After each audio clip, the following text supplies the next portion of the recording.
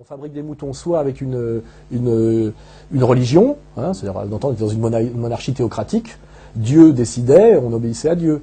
Après, on peut faire peur dans les régimes totalitaires avec la police et le militaire. Nous sommes dans ce qu'un mec comme Pasolini avait très bien compris, nous sommes dans des social-démocraties, ce qu'on appelle des sociétés de consommation, où il faut que les gens se soumettent sans recourir à Dieu ni au fusil. Hein, donc, on les abrutit, c'est un peu par le panem et circenses. Hein, on les abrutit en leur donnant du loto, des jeux, etc. Et c'est une sorte de fascisme cool, fascisme soft, qui est très difficile à identifier et qui est très ambigu parce que ça fait pas mal, donc c'est pas du fascisme, mais en même temps, on en est au même niveau d'abrutissement et d'assujettissement, quoi. Les Français ne sont pas si bêtes que ça, puisqu'ils ne lisent plus les journaux.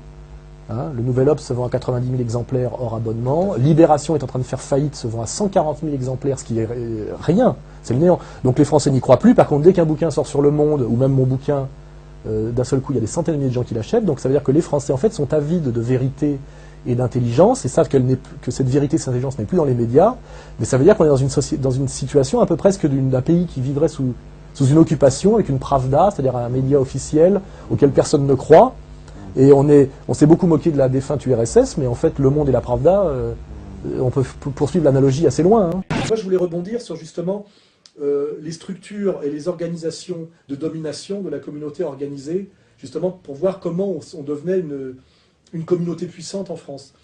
Ce qui est intéressant chez Publicis, c'est à deux niveaux. C'est de voir que Publicis est une des deux structures en France qui a le monopole, qui se partage le monopole de la vente de publicité aux médias. Et que les médias ne peuvent pas vivre sans publicité. Hein. C'est-à-dire qu'un journal qui vit sans publicité fait faillite. Et qu'en réalité, ce monopole qui a le droit de vie ou de mort sur les médias, donc sur l'idéologie, est en fait une structure qui est entièrement sous contrôle communautaire. Et on le vérifie par le fait que le grand patron de ce truc qui s'appelle Publicis est systématiquement un type issu de la communauté organisée dont on n'a pas trop le droit de parler parce qu'elle a tellement de puissance qu'elle nous fait peur.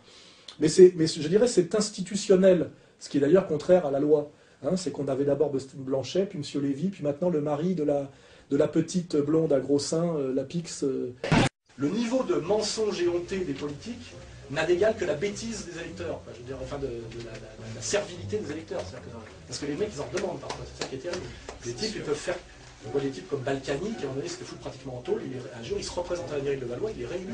C'est-à-dire qu'il n'y a pas de raison de se gêner, c'est comme Bernard Tapie, quoi. Il dit, les mecs, les gens sont tellement cons, ils en redemandent. Il y a un vrai truc de perversité aujourd'hui, il y a une telle démoralisation des gens, aujourd'hui on a intégré le masochisme pervers au niveau même des standards moraux. C'est-à-dire que les gens, on a l'impression aujourd'hui que les gens aiment se faire baiser. Excusez-moi, hein, on est vraiment dans une société métaphoriquement sodomite.